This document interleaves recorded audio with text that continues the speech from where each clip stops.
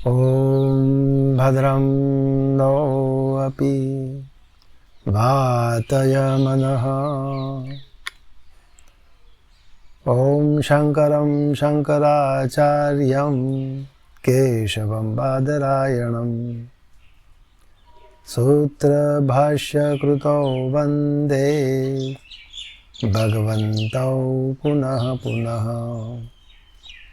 ईश्वरो गुरुरात्मेति मूर्तिभेदविभागिने व्योमवद्व्याप्तदेहाय दक्षिणामूर्तये नमः। ॐ शान्तिः शान्तिः शान्तिः। हरि ओम। पंचदशी ग्रंथ का स्वाध्याय चल रहा है। इस पंचदशी ग्रंथ के 3 पंचक है। इन 3 पंचक अंतर्गत प्रथम पंचक विवेक पंचक, इसके प्रथम तत्व विवेक प्रकरण पर स्वाध्याय चल रहा है। अब तक हमने 26 श्लोक तक विचार किया। आज के स्वाध्याय में 27वें श्लोक में पंचीकरण प्रक्रिया निरूपणम इस विषय पर विचार करेंगे। अब तक का हमने जो स्वाध्याय किया, इसमें प्रकृति का निरूपण 15वें श्लोक से भगवान ग्रंथकार ने बताया। तो यहाँ से प्रकृति, जीव, ईश्वर, यानी प्रकृति के 2 भाग माया, अविद्या और ईश्वर और जीव, इन सभी का जो भगवान ग्रंथकार ने निरूपण किया है, उस पर थोड़ा विचार करके आज का स्वाध्याय हम शुरू करते हैं। 15वें श्लोक से चिदानंदमय ब्रह्म का जो चित्त प्रतिबिंब है, उस चित्त प्रतिबिंब से समन्वित यह जो प्रकृति है, तमोगुण, रजोगुण और सत्वगुण वाली प्रकृति, उस प्रकृति को भगवान ग्रंथकार ने 16वें श्लोक से 2 प्रकार की बताई। सत्वशुद्धि अविशुद्धिभ्याम माया विद्यते च मते। शुद्ध सत्वगुण वाली प्रकृति है, उसे माया कहा है, और अविशुद्ध मलिन सत्व प्रधान यानी रजोगुण तमोगुण के अल्प मात्रा में मिश्रित सत्वगुण वाली प्रकृति को अविद्या कहा है। अब इस प्रकार माया, ईश्वर और जीव का निरूपण भी किया। यहाँ जो माया में जो स्थित परमात्मा का जो चित्त प्रतिबिंब है, चिदानंदमय ब्रह्म का जो चित्त प्रतिबिंब माया में स्थित है, शुद्ध सत्वगुण प्रकृति जो माया स्वरूप से है उसमें स्थित है, उस माया को अपने वश में करते हुए और सर्वज्ञत्व इत्यादि लक्षण वाले ब्रह्म का यह जो स्वरूप है मायोपाधिक, उसे ईश्वर कहा है। और वही ब्रह्म का जो अन्य स्वरूप है, चिदाभास स्वरूप से, यह अविद्या से वशीभूत है। 3 गुण वाली जो मलिन सत्व प्रधान प्रकृति है, जिसे अविद्या कहा है, रजोगुण तमोगुण से मिश्रित मलिन सत्व प्रधान प्रकृति जो अविद्या, उससे वशीभूत हुआ ब्रह्म का, परमात्मा का अन्य जो चिदाभास स्वरूप है,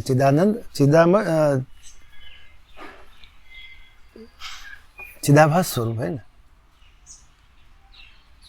यानी चित्त प्रतिबिंब स्वरूप, वह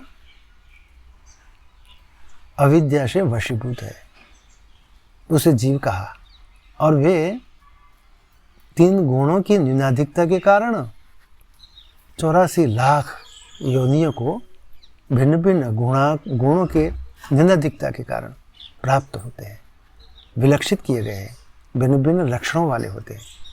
जीव तो एक ही है, एक ही जीव परमात्मा का जो चिदाभास स्वरूप है, चित्त प्रतिबिंब है, उस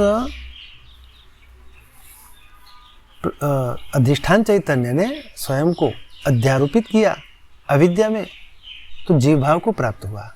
तो जीव भाव तो एक ही है, जीव एक ही है, लेकिन उन अविद्या में जो स्वयं को अध्यारोपित करते हुए जिन जिन मात्राओं में 3 गुणों को जो प्राप्त करते हैं,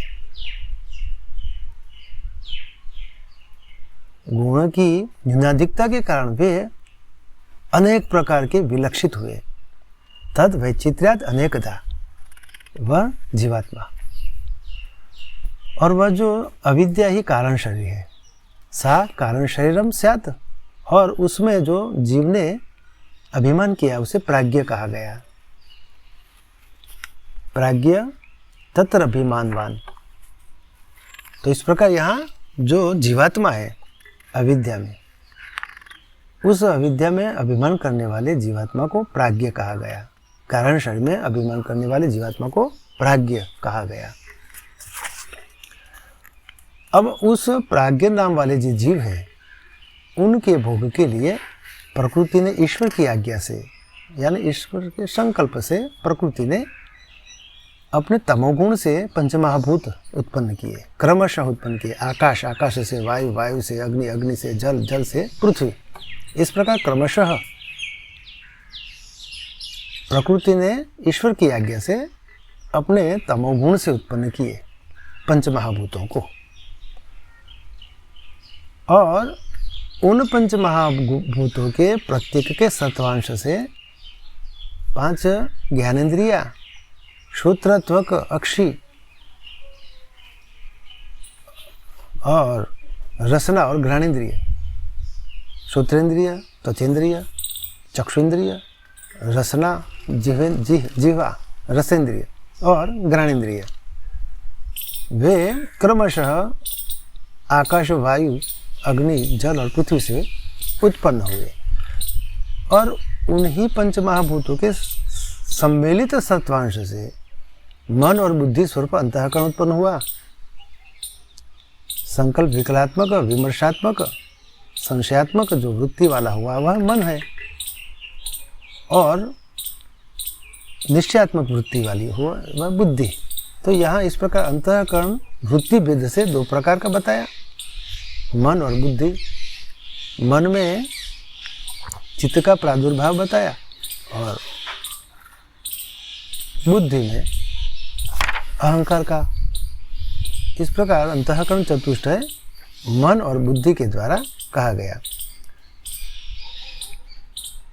उन जो पंचमहाभूत है उनके प्रत्येक के रजंश से 5 कर्मेंद्रियां उत्पन्न हुई, वाक, पाणि, पाद, पायु और उपस्थ, और उन्हीं पंचमहाभूतों के सम्मिलित रजंश से प्राण उत्पन्न हुआ। वह प्राण जो है वह अपने वृत्ति भेद से 5 प्रकार का बताया, प्राण, अपान, व्यान, उदान और समान।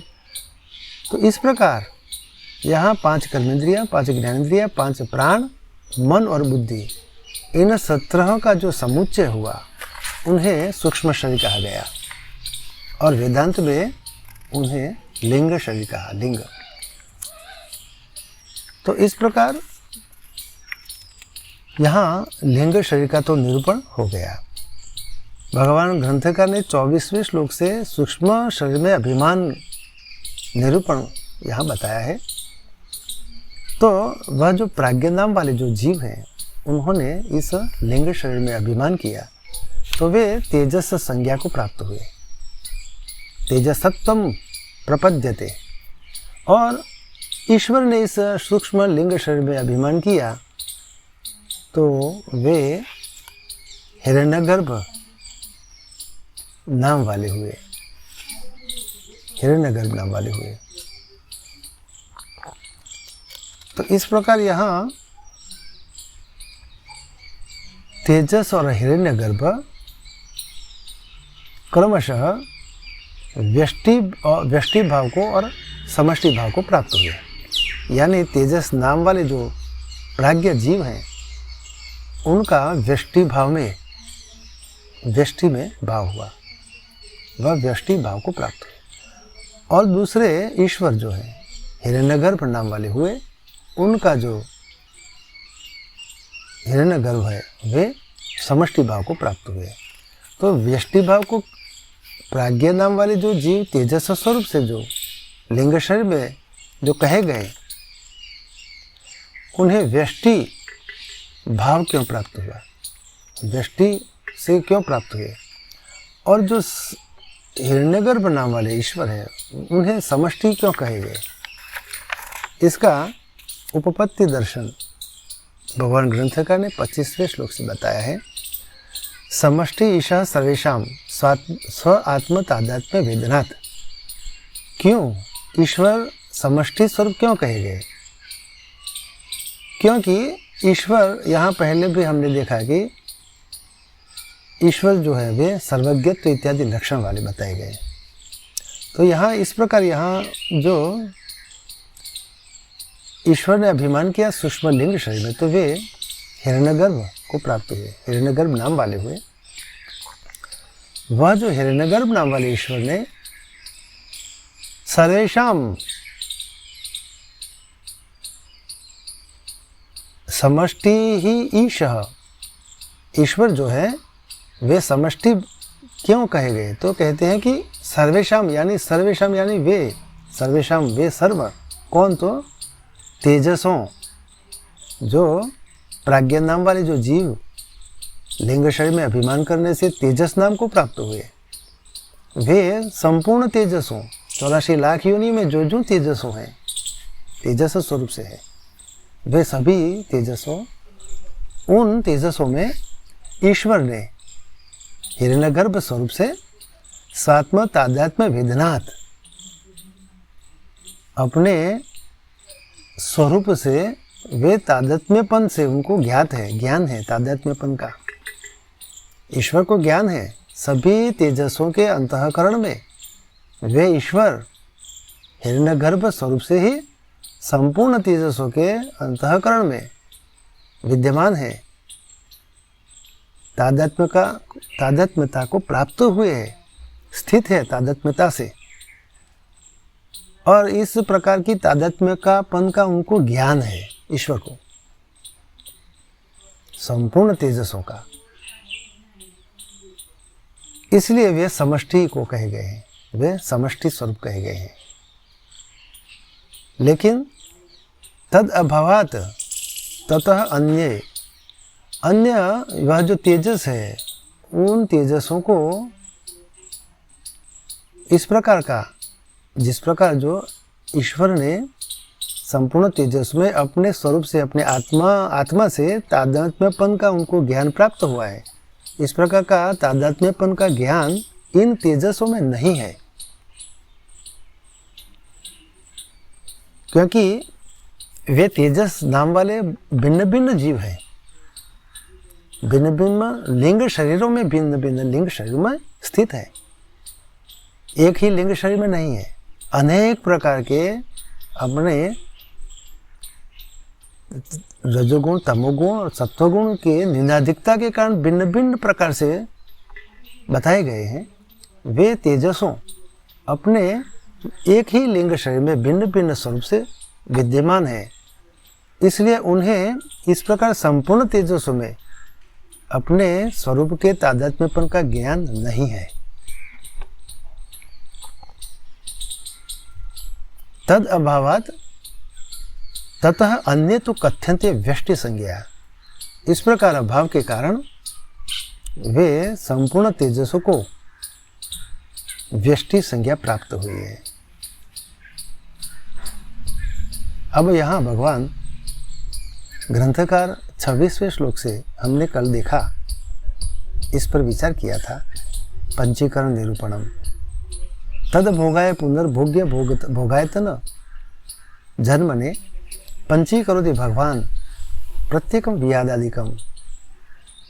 भगवान ने उन प्राज्ञ नाम वाले प्राज्ञ नाम वाले जो जीव हैं, जो सूक्ष्म लिंग शरीर में तेजस को प्राप्त हुए हैं, तेजस संज्ञा को प्राप्त हुए हैं, व्यष्टि संज्ञा को, उनके स्थूल भोग करने के लिए अभी तक तो ये वे प्राज्ञ नाम वाले जीव ने अभिमान किया लिंग शरीर में, तो वे तेजस नाम वाले हुए। तो लिंग शरीर यानी सूक्ष्म शरीर ही हुआ, तो सूक्ष्म स्वरूप से वे विद्यमान है। तो अब यहाँ स्थूल स्वरूप को प्राप्त करने के लिए, स्थूल भोग भोगने के लिए, स्थूल शरीर की प्राप्ति करने के लिए भगवान ने उन जो अपंचीकृत किए हुए, वह जो तमोगुण वाली जो प्रकृति बताई गई आगे, उस प्रकृति से पंच महाभूत, अपंचीकृत पंच महाभूत सूक्ष्म स्वरूप से जो विद्यमान थे, उन पंच महाभूतों का भगवान ने पंचीकरण किया। आकाश, वायु, अग्नि, जल और पृथ्वी, इन पांचों का भगवान ने पंचीकृत किया। अब भगवान यहाँ शब्द प्रयोग किया है। भगवान क्या? तो यहाँ भगवान की व्याख्या ग्रंथकार ने, व्याख्याकार भगवान ने बताई है। ऐश्वर्यस्य समग्रस्य धर्मस्य यशः श्रियः ज्ञान वैराग्ययोः च एव क्षणं भग इतरणा। तो यह क्षणं भग, यह 6 भग कहा गया है। 6 प्रकार के ऐश्वर्य आदि जो गुण है, ये जो इसके पास है, वे भग वाले हुए, यानी भगवान हुए। तो क्या क्या? तो यहाँ संपूर्ण ऐश्वर्य किसे कहा? अष्ट सिद्धि को संपूर्ण ऐश्वर्य कहा। अष्ट सिद्धि नवनिधि के दाता, इस प्रकार जो है 40 में, उन अष्ट सिद्धियों को संपूर्ण ऐश्वर्य कहा। अणिमा, महिमा, गरिमा, लधिमा, गरिमा, प्राप्ति, प्राकम्य, ईशित्व, वशित्व इत्यादि 8 सिद्धियों को संपूर्ण ऐश्वर्य कहा। और उन ये जो संपूर्ण ऐश्वर्य, ये 8 सिद्धियां हुई। उसके बाद यश, धर्म, यश, जिसके पास धर्म है, जो धर्म स्वरूप है, जो यशवान है, संपूर्ण यश जिसके पास है, श्री है, जिसके पास ज्ञान है, पूर्ण ज्ञान स्वरूप है, जिसके पास पूर्ण ज्ञान है, और वैराग्य है। इस प्रकार के 6, इन 6 जिसके पास है, इन 6 को भग कहा है, योनि कहा है। इस प्रकार जो जिसके पास यह है, उसे भगवान कहा है। दूसरा श्लोक भी, यह विष्णु पुराण का श्लोक है, दूसरा विष्णु पुराण का श्लोक भी है, इस प्रकार है। उत्पत्तिम प्रलयम चैव भूतानाम आगतिम गतिम वेत्ति विद्याम अविद्याम च स वाच्यो भगवान इति। तो यहाँ दूसरा श्लोक में भी भगवान किसे कहते हैं? जो जानते हैं, उत्पत्ति को जानते हैं, संपूर्ण चराचरात्मक जगत को जो जानते हैं, उत्पत्ति, जिसकी उत्पत्ति या जो अव्याकृत अव्यक्त प्रकृति है, उससे चराचरात्मक जो जगत उत्पन्न होता है, किस प्रकार से उत्पन्न होता है, जो जानते हैं। इसी प्रकार यह जो चराचरात्मक जो विश्व है, उसका लय प्रलय उस अव्यक्त में किस प्रकार से होता है, वह भी जानते हैं। और इन जो चराचरात्मक जगत में 84 लाख योनियों में जो जीव हैं, यह 4 प्रकार के जो जीव समूह बताए गए हैं, यहाँ उन सभी जीवों 84 लाख योनियों वाले उनके गुण तमोगुण, रजोगुण, सत्वगुण से, प्रकृति से जो अभिमान करने वाले हैं और इस प्रकार प्रकृति के अनुसार भिन्न भिन्न कर्मों, वृत्ति से कर्म करते हैं। उन कर्मों के द्वारा मिलने वाली जो फल है, उनकी जो गति है,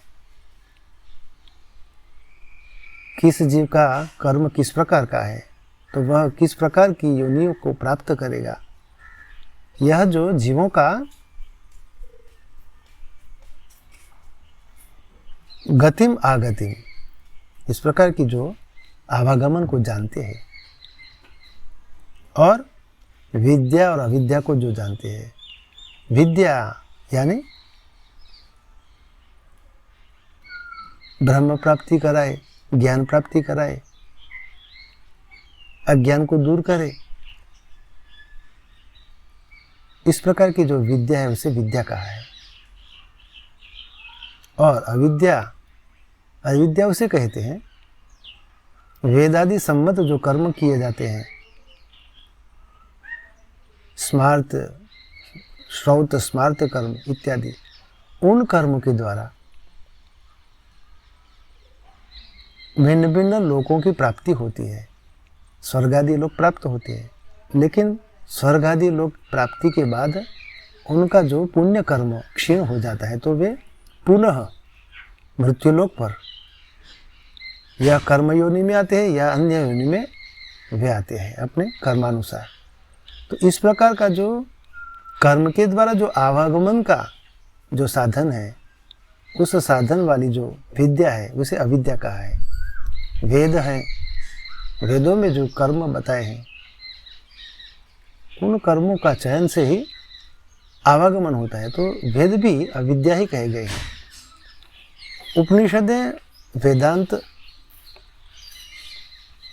ब्रह्मसूत्र उपनिषद, श्रीमद् भगवद गीता, ये जो है वह ब्रह्म ज्ञान के लिए है, इसे ब्रह्म विद्या कहा है। तो यह जो ब्रह्म विद्या वही कल्याण मार्ग की बताती है, उससे ही कल्याण होता है। तो इस प्रकार यह जो विद्या और अविद्या, इसको जो जानते हैं वह भगवान है। तो यहाँ इस प्रकार भगवान ने इस प्रकार पंचीकरण उन प्राज्ञ नाम वाले जीवों के स्थूल भोग के लिए, स्थूल भोग यानी अन्न, जल और उन स्थूल भोगों के भोग, स्थूल स्वरूप से, स्थूल शरीर से भोग करने के लिए, शरीरों की उत्पत्ति करने के लिए, इन दोनों की उत्पत्ति के लिए भगवान ने पंचीकरण किया उन पंच महाभूतों का। किस प्रकार से किया वह आज हम देखते हैं। द्विधा विधाय चैकैकं चतुर्धा प्रथमं पुनः स्वसेतर द्वितीयांशैः योजनात् पंच पंचते। यहाँ भगवान ने अन्वय जो बताया है वह श्लोक इस प्रकार तो है, द्विधा विधाय च एक एकम चतुर्धा प्रथमं पुनः स्वस्वेतर द्वितीयांशैः योजनात् पंच पंचते। तो यहाँ वियदादिकम एक एकम अन्वय इस प्रकार है, वियदादिकम एक एकम द्विधा द्विधा विधाय पुनः पुनः प्रथमं चतुर्धा विधाय स्वसेतर द्वितीयांशैः योजनात् ते वियदादयः पंच पंच पंचात्मका भवन्ति। यहाँ पंचीकृत किस प्रकार से भगवान ने किया वह यहाँ बताते हैं। किस प्रकार से द्विधा विधाय, तो यह पंच महाभूत प्रकृति ने तमोगुण से पंच महाभूत जो उत्पन्न किए ईश्वर की आज्ञा से, वे पंच महाभूत अपंचीकृत अवस्था में विद्यमान थे।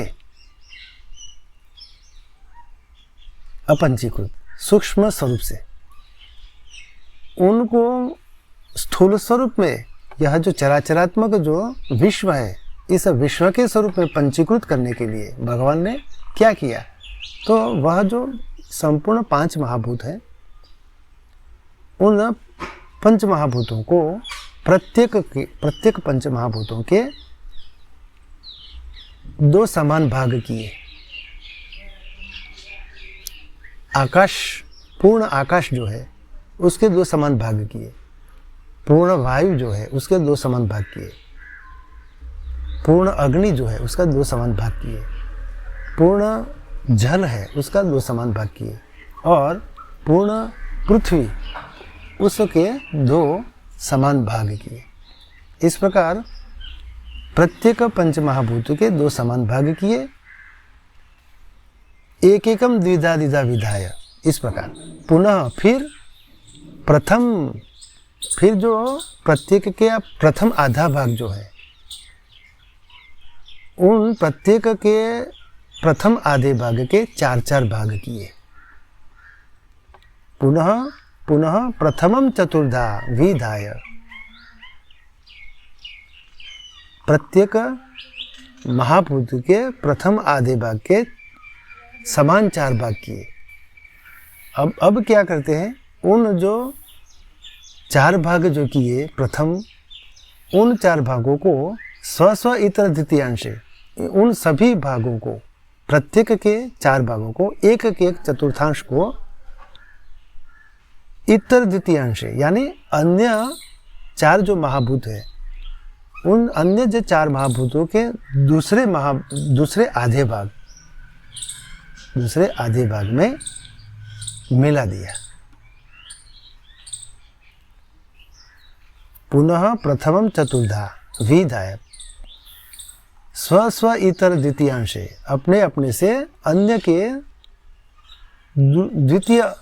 द्वितीयांश यानी आधा भाग, दूसरे आधे भाग से मिला दिए। ते व्यदादय, इस प्रकार ये 5 जो आकाश आदि जो है उनके दूसरे आधे भाग में उन 4 भागों को मिला दिया। पंच पंचात्मकः भवन्ति, इस प्रकार जो पंचीकृत हुआ, 5 प्रकार से जो इस प्रकार जो मिलाए हुए जो भाग है महाभूत, इस प्रकार वे पंचीकृत हुए। तो इसकी व्याख्या जो भगवान ने बताई है, इसका अर्थ इस प्रकार बताया है। आकाश आदि हर एक महाभूत के समान रूप से 2-2 भाग किए, फिर प्रत्येक के प्रथम भाग के 4 भाग करके, 4 समान भाग करके अपने से भिन्न चारों भूतों के दूसरे आधे भाग में मिला दिए। वह चतुर्थांश जो है वह प्रत्येक के चतुर्थांश अन्य 4 महाभूतों के दूसरे आधे भाग में मिला दिए। इस प्रकार मिला देने से वे आकाश आदि प्रत्येक पंचीकृत हो जाते हैं। आकाश आदि प्रत्येक पंच महाभूत जो है वह पंचीकृत हो जाते हैं। इस प्रकार भगवान ग्रंथकार ने पंचीकरण निरूपण किया। तो यहाँ व्याख्या जो है इस प्रकार बताई है। एवं च द्विधा द्विधीति सर्वाणि भूतानि आदौ द्विधा विधाय विभज्य पुनः प्रथमं भागं चतुर्धा भागचतुष्टयोपेतं कृत्वा स्व इतर द्वितीयांशैः स्वस्मत् आदि इतरेषां चतुर्णां भूतानां यो द्वितीयो भागः तेन सह प्रथमांशानां चतुर्णां मध्ये प्रत्येकम् अष्टमांशानाम् एकस्य संयोजनात् ते व्यदादयः प्रत्येकं पंचापि पंचात्मका भवन्ति। तो इस प्रकार यहाँ जो भगवान ने बताया है, संपूर्ण 5 महाभूतों के प्रत्येक के समान 2 भाग किया, प्रत्येक के 2 भाग किया, और उन 2 भागों में से प्रत्येक के प्रथम आधे भाग के समान 4 भाग करके उन समान 4 भागों को अन्य जो 4 महाभूत है उनके दूसरे आधे भाग में एक चतुर्थांश को मिला दिया। तो इस प्रकार संपूर्ण 5 महाभूतों का पंचीकरण हुआ। तो यहाँ आधे भाग का चतुर्थांश यानी यह जो पूर्ण आकाश है उसका आधा भाग का चतुर्थांश यानी पूर्ण आकाश है उसका अष्टमांश हुआ। इस प्रकार पूर्ण वायु जो है, वायु महाभूत, उस वायु महाभूत के दो समान भाग करके जब उसके पहले आधे भाग का समान 4 भाग करते हैं तो यह पूर्ण वायु जो है उसका चौथा भाग, जो आधा का चौथा भाग पूर्ण वायु का अष्टमांश हुआ। आधा भाग तो एक तरफ निकाल दिया और दूसरे पहले जो आधे भाग है उसके 4 भाग किए, तो यहाँ 4 भाग और दूसरा एक आधा भाग, तो यह 4 भाग जो हुआ तो एक भाग जो हुआ आधे भाग का 4 भाग का जो प्रथम भाग हुआ चतुर्थांश, वह पूर्ण वायु का अष्टमांश हुआ। तो इस प्रकार प्रत्येक के प्रथम भाग के अष्टमांश अन्य 4 के दूसरे आधे भाग में मिला देने से पंचीकृत हो जाता है। तो इस प्रकार यह पंचमहाभूतों का पंचीकरण किया। इसी प्रकार पंचीकरण करके ही ईश्वर ने, भगवान ने, यह जो चराचरात्मक जो दिखाई देने वाला, स्पर्श से अनुभव किए जाने वाला विश्व का निर्माण किया। यह तो संकल्प मात्र से ही होता है, यहाँ भगवान बताते हैं। अतः पंचीकरणांतरम एक एक अस्मिन् भूते स्वस्वांश स्यार्ध भाग तय तर एषां चतुर्णां भूतानां प्रत्येकम अष्टामांशानां योजनात् सर्वत्र समभावेन पंचीकरण भवति। तो इस प्रकार प्रत्येक महाभूत का अष्टमांश अन्य के महाभूतों में मिलाने से यह पंचीकृत होता है। सर्वत्र समभावेन पंचीकरण भवति। अत्र च पंचीकरणे व्योमादीनां पंचानामपि स्वरूप अविनाशन एव मायावृत्तात्मक ईश्वर संकल्पम निमित्त कृत्य सूक्ष्म शरीर सामग्र्यात् उत्पत्ताविव अत्रापि सर्वं संभाव्यत इति ईश्वरः सत्य संकल्पः परमेश्वरः स संकल्प मात्रेण एव सर्वं संपादयति। इस प्रकार यहाँ व्योम आदीनां पंचानामपि स्वरूप अविनाशेन, तो यहाँ भगवान ग्रंथकार इस प्रकार कहते हैं कि ये जो भगवान ने जो पंचीकरण किया, इस पंचीकरण में यह जो व्योम आदि यानी आकाश आदि जो पंचमहाभूत है, उनके प्रत्येक के स्वरूप में कोई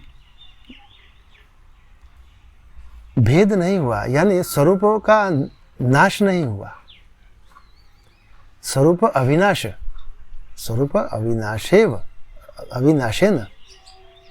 अपने स्वरूप के बिना विनाश किए हुए। आकाश तो आकाश ही है, आकाश के आकाशपन जो है, आकाशपना, वह तो उसका नाश नहीं होता। वायु का वायुपना है, उसका नाश नहीं होता। अग्नि की दाहकत्व नाश नहीं होता। यह आकाश है सर्वव्यापकपन, उसका व्यापकपना का नाश नहीं हुआ। वायु का जो सर्वत्र गमन आदि इत्यादि जो गुण है, स्पर्श आदि जो इसका गुण है, उसका नाश नहीं होता। और अग्नि का जो दाहकत्व रूप इत्यादि जो गुण है, वह नाश नहीं होता। जल का जो रस स्वरूप है, वह नाश नहीं होता। और पृथ्वी तत्व जो है, उसकी गंध, इसमें कोई नाश नहीं होता। तो यहाँ स्वरूप का नाश नहीं होता, प्रत्येक पंचमहाभूतों के स्वरूप का नाश नहीं होता। इस प्रकार भगवान ने संपूर्ण पंचमहाभूतों का पंचीकरण किया। तो यहाँ यत्र च पंचीकरणे व्योमादीनाम पंचानाम अपि, ये आकाशादि 5 महाभूत है, उनका स्वरूप का नाश नहीं होता। एवं मायावृत्त्यात्मक ईश्वर संकल्पम निमित्त कृत्य, तो यहाँ इस प्रकार जो स्वरूप का नाश भी नहीं होता और यह पंचीकृत हो गया संपूर्ण, जो सूक्ष्म स्वरूप से विद्यमान था अदृश्य स्वरूप से, वह जो दृश्यमान होता है, चक्षु इंद्रिय का विषय होने लगा। यह श्रोत्रेंद्रिय का शब्द सुनने का जो विषय होने लगा, और त्वचेंद्रिय का स्पर्श का विषय होने लगा। यह और रसेंद्रिय का रस का विषय होने लगा स्थूल स्वरूप से। और जो घ्राणेन्द्रिय है वह स्थूल स्वरूप से गंध का विषय होने लगा। तो इस प्रकार जो 5 महाभूत स्थूल स्वरूप से इंद्रिय गोचर होने लगे, वह केवल ईश्वर सत्य संकल्प मायावृत्त्यात्मक ईश्वर संकल्पम निमित्त। तो इस प्रकार इसका निमित्त केवल मायावृत्त्यात्मक जो ईश्वर है, परमात्मा का जो मायोपाधिक स्वरूप है, वही इसका निमित्त स्वरूप है। उसके संकल्प मात्र से यह सिद्ध होता है।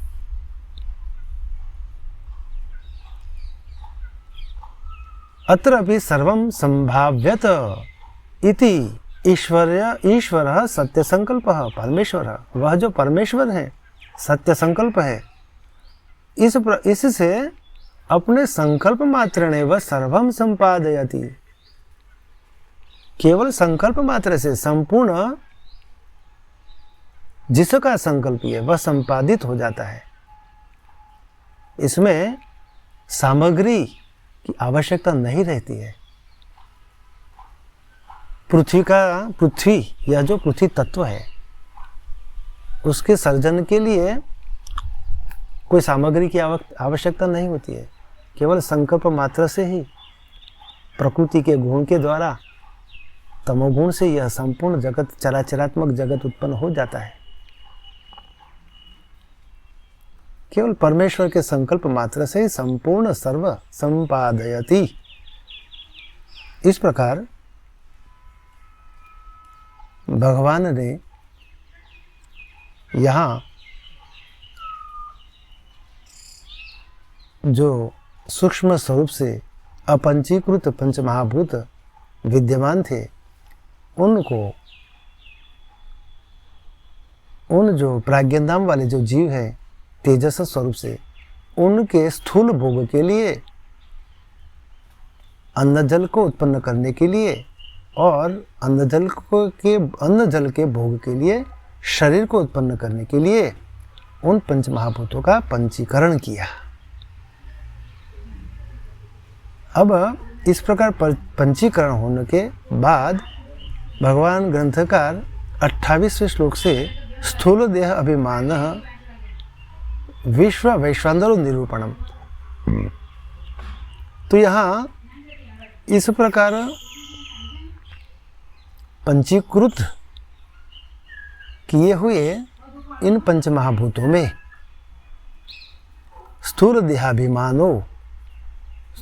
देहाभिमानो हो विश्व वैश्वानर निरूपणम। तो इस प्रकार पंचीकृत किए हुए स्थूल पंचमहाभूतों में अब ईश्वर और जीव, प्राज्ञान नाम वाले जीव तेजस स्वरूप से है और मायोपाधिक स्वरूप से ईश्वर जो सर्वज्ञत्व इत्यादि लक्षण वाले हैं, उन ईश्वर ने यहाँ स्थूल पंचमहाभूतों में, पंचीकृत किए हुए पंचमहाभूतों में अभिमान किया, स्थूल देह में अभिमान किया। तो ईश्वर ने अभिमान किया तो वैश्वानर स्वरूप से हुए, और जीव ने अभिमान किया तो विश्व नाम वाले हुए। भिन्न भिन्न विश्व में भिन्न भिन्न देहधारी जीवों, शरीरधारी जीवों विश्व स्वरूप से कहे गए। इसका निरूपण हम कल करेंगे, इसका स्वाध्याय हम कल करेंगे। आज का स्वाध्याय यहाँ पूर्ण होता है। ओम पूर्णमदः पूर्णमिदं पूर्णात् पूर्णमुदच्यते पूर्णस्य पूर्णमादाय पूर्णमेवावशिष्यते। ओम शांति शांति शांति।